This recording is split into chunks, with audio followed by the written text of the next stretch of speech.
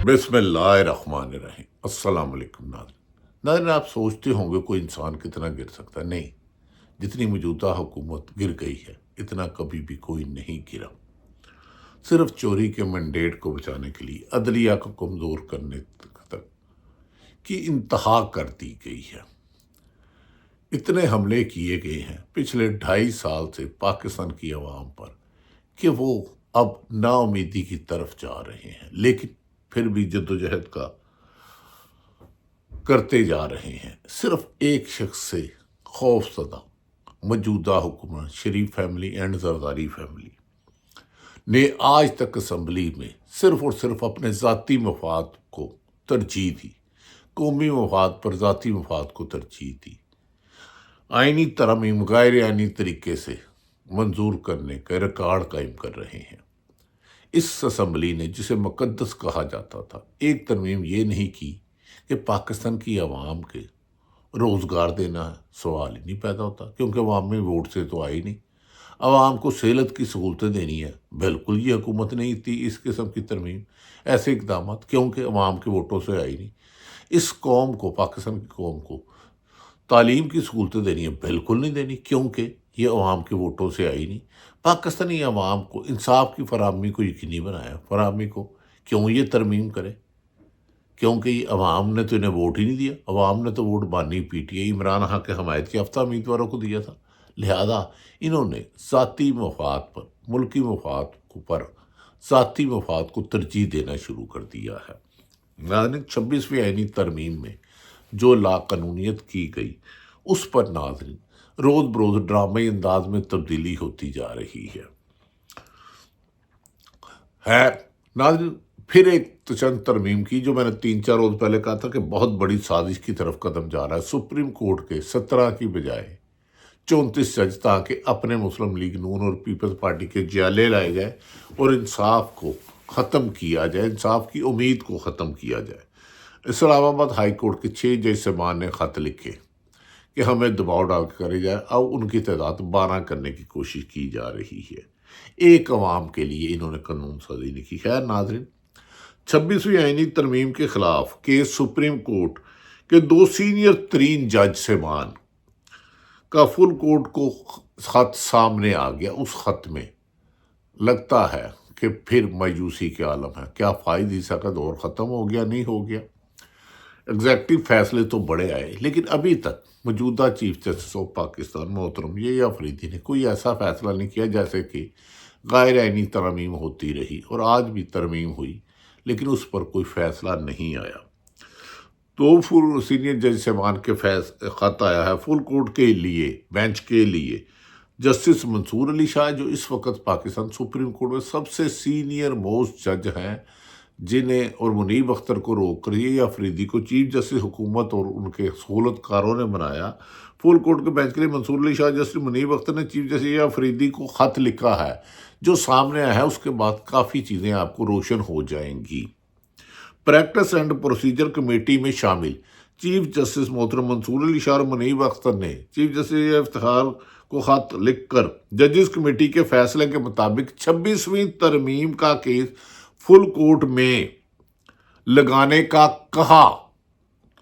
دونوں سینئر جج صاحبان کے خط میں کہا گیا کہ 31 اکتوبر کو کمیٹی میں 26ویں ترمیم کے کیس فل کورٹ میں لگانے کا فیصلہ کیا گیا، مگر اسی فیصلے کے باوجود کوئی کاز لسٹ جاری نہیں کی۔ واضح فیصلہ، اس میں 2 جج صاحبان نے فیصلہ دیا تھا، منصور علی شاہ صاحب اور محترم منیب اختر صاحب جو سیکنڈ سینئر موسٹ آدمی ہیں۔ 2 ججوں نے اجلاس میں فیصلہ کہ 26 ترمیم کے خلاف کاز لسٹ میں شامل نہیں کیا گیا۔ کیوں نہیں کیا گیا؟ یہ سب سے اہم سوال ہے، اور کس نے رکوایا؟ یہ اس کا جواب اس سے اہم ہوگا۔ خط میں مزید کہا گیا کہ 2 ججوں نے اجلاس میں فیصلہ کیا کہ 26ویں ترمیم کے خلاف کیس 4 نومبر یعنی کہ گزشتہ روز کو فل کورٹ سنے گی، اور 2 رکنی بینچ ججز کمیٹی کا فیصلہ اب بھی برقرار ہے، لیکن اس پر عمل درآمد نہیں ہوا۔ کون کس کے ہاتھ میں کھیل رہا ہے یہ تو کچھ نہیں پتا۔ ججز کی جانب سے لکھے گئے خط کے مطابق کمیٹی کے اجلاس میں کیے گئے فیصلے پر عمل درآمد عمل درآمد کرتے ہوئے کاز لسٹ جاری کی جائے جانی چاہیے تھی فوری طور پر، اور اسی ہفتے 26ویں ترمیم کے خلاف درخواستیں فل کورٹ کے سامنے لگائی جائیں۔ اس سے پہلے دونوں ججوں نے 31 اکتوبر کو بھی کمیٹی کے اجلاس بلانے کے لیے چیف جسٹس اور پاکستان کو خط لکھا تھا۔ یہ خط ظاہر کرتا ہے عدلیہ میں تقسیم ختم نہیں ہو سکی، اور چیف جسٹس یہ افریدی نے 2 سینئر ججز کے خط کو نظر انداز کر دیا۔ شاید چیف جسٹس سب چاہتے ہیں پہلے حکومت آئینی عدالت بنا کے اپنے مرضی کے جج صاحبان کو چلا دے، پھر 26ویں ترمیم کا کیس لگے اور من پسند فیصلے آ جائے۔ کیا ناظرین، کیا حکومت کے ماں و بہن بیٹیوں کو پاکستان میں اغوا کر کے حکومت کے انتقام کی آگ ٹھنڈی نہیں ہوئی؟ اکانومی زمین بوز کر کے حکومت کی انتقام کی آگ ٹھنڈی نہیں ہوئی؟ کیا پاکستان کے ٹیکس چور سرمایہ داروں نے بیرون ملک 90% پیسہ بھجوا دیا؟ حکومت کے انتقام کی آگ ٹھنڈی نہیں ہو رہی۔ عمران خان کی حکومت پر 22 مئی 9 اپریل کو حکومت ختم کر دی، پھر بھی انتقام کی آگ ٹھنڈی نہیں ہوئی۔ عمران خان پر قاتلہ نے حملہ کیا گیا، پھر بھی انتقام کی آگ ٹھنڈی نہیں ہوئی۔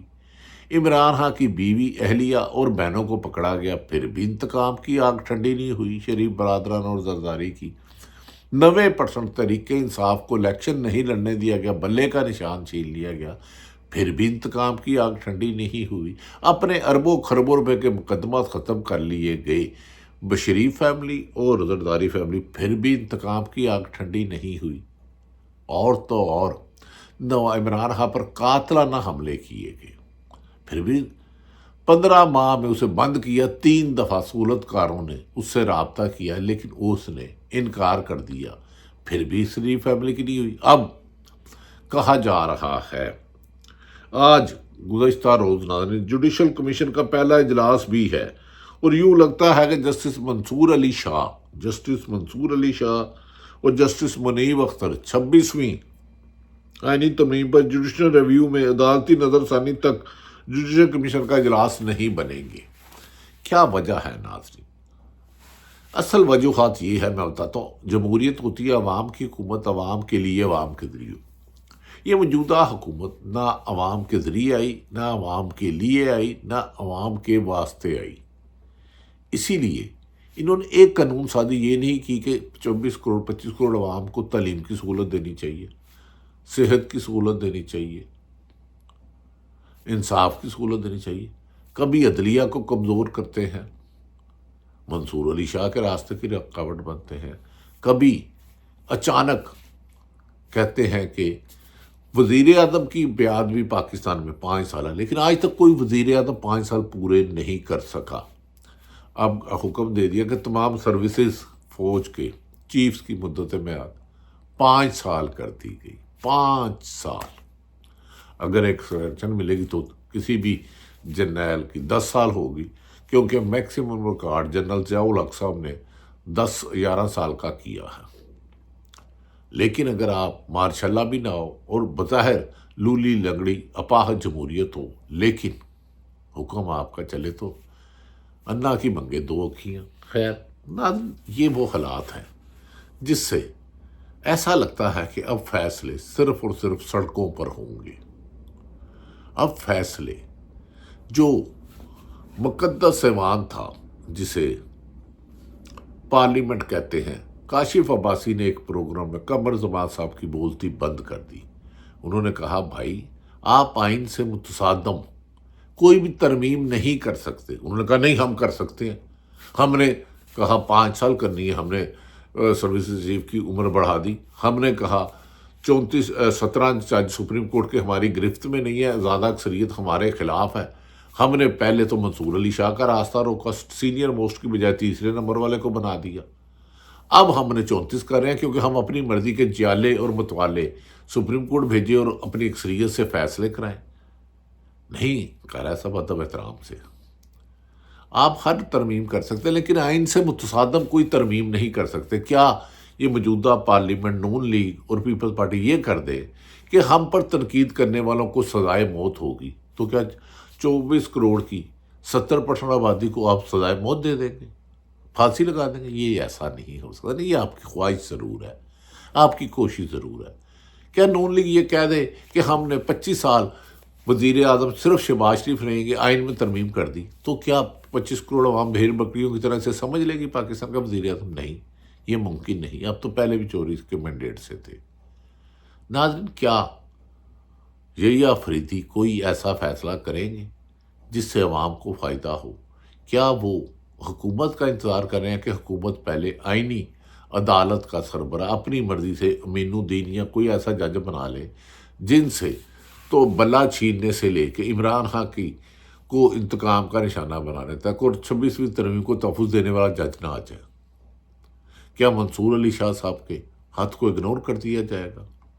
یا پاکستان کی عوام خواہش لینے کی ان کی امید تا حیات خواہش ہی رہے گی، کبھی اس پر عمل نہیں ہوگا؟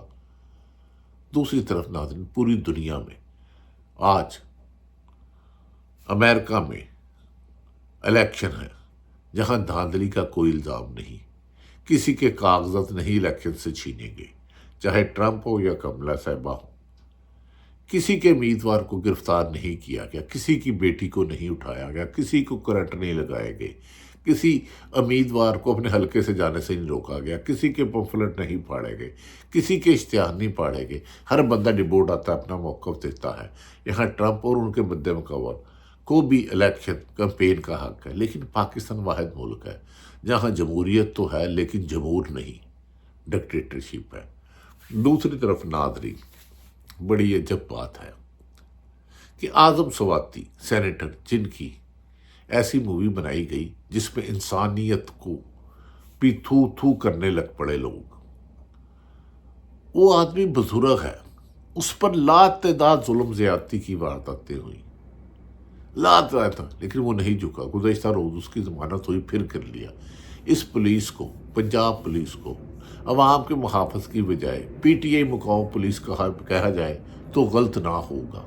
میں پنجاب پولیس کی بات کر رہا ہوں. انتقامی کارروائیوں کا لیے جو اختیار پنجاب پولیس بنی ہے، شاید کسی بھی ملک میں مخالفین کو ختم کرنے کے لیے وہ اسلحہ استعمال نہ کیا گیا ہو جو پنجاب میں کیا جا رہا ہے. اب کہا جا رہا ہے کہ محترمہ وزیر اعلیٰ پنجاب مریم نواز صاحب گلے کے علاج کے لیے، میڈیا رپورٹ کے علاج کے لیے لندن جا رہی ہیں. 40 سال ان کے والد وزیر اقتدار میں ہیں، ان کے چچا وزیر اعظم رہے، ان کے والد 3 دفعہ وزیر اعظم رہے، 4-5 دفعہ وزارت اعلیٰ رہی. ایک ایسا ہسپتال نہیں بنا سکے جہاں ان کے گلے کا علاج ہو سکے. کیسے بد نصیب آدمی ہے یہ. اقتدار تو لے لیتے ہیں لیکن لوگوں کے لیے عذاب الہی بن جاتے ہیں. آپ کا علاج باہر ہوگا. دوسری طرف ناظرین، عمران خان نے ملاقات کرنے کو بلایا کہ جو مراد سعید کے خلاف پروپوگنڈا کر رہے ہیں وہ لوگ پارٹی سے سنسیئر نہیں ہے. عمران خان کے مطابق بانی پی ٹی آئی ڈیالہ ضلع میں قیدی نمبر 804 مراد سعید ان کا سب سے زیادہ قابل اعتماد اور جان نثار ساتھی ہے. انہوں نے خود اس کو روکا، اس کے علاوہ کسی کو بھی نہیں روکا کہ آپ عوام میں نہ آئیں. دوسری طرف سوابی میں ایک بہت بڑے اجتماع کی پاکستان تحریک انصاف تیاری کر رہی ہے. سوابی اور پنجاب کی سرحد ساتھ ساتھ ہے، سوابی کراس کریں گے تو پنجاب شروع ہو جائے گا. اب فیصلہ عوام نے کرنا ہے سڑکوں پر آ کر، کیونکہ لگتا ہے اس حکومت نے تو ایک فیصلہ کر لیا ہے، کرسی سے چمٹے رہے چاہے ملک کے لیے جتنا مرضی خطرہ ہو. کیونکہ جو حکومت ملکی مفاد کی بجائے ذاتی مفاد کو ترجیح دے کر اداروں میں تقسیم در تقسیم کرا رہی ہے، وہ عوام کو کیسے برداشت کرے گی؟ کیونکہ عوامی مینڈیٹ اس کے ساتھ نہیں ہے. عوامی حمایت الیکشن میں ووٹ نہ دینے پر مسلم لیگ نون نے جو عوام سے انتقام لیا ہے، اس کی مثال 76 سالہ تاریخ میں نہیں ملتی. ناظرین، نکلیں پاکستان کے لیے. ہمیں اب عدالتوں سے بھی آہستہ آہستہ خبریں اچھی آتی ہوئی نظر نہیں آ رہی. خبریں تب اچھی آئیں گی جب آپ اپنے حق کے لیے نکلیں گے. میڈیا کو تو دبا لیا گیا ہے، میڈیا سے تو ذاتی نوچ لی گئی ہے چند سرمایہ دار چوری کا مال بچانے کے لیے. ورکنگ جرنلسٹوں پر بھی بھاری پڑ رہے ہیں. اس کے باوجود جو جہاں اپنا اچھا رول ادا کر رہا ہے، اللہ تعالیٰ اس کا حامی و ناصر ہو، ہر محب وطن کی اللہ تعالیٰ حفاظت کرے، اور ہر ملک دشمن کی، ہر انسانی حقوق کی تذلیل کرنے والوں پر اللہ تعالیٰ اپنا شکنجہ کسے۔ اسی سے ملک میں بہتری آئے گی۔ دیکھتے ہیں کہ آنے والے دنوں میں عمران خان جو تمام مقدمات ختم ہونے کے باوجود رہا ہوتے ہیں، یا پہلے عوام سڑکوں پہ آ کے حکومت سے نجات حاصل کرتی ہے۔ وقت کا مقابلہ سخت۔ اللہ تعالیٰ پاکستان کا حامی و ناصر ہو۔ پاکستان زندہ ہو۔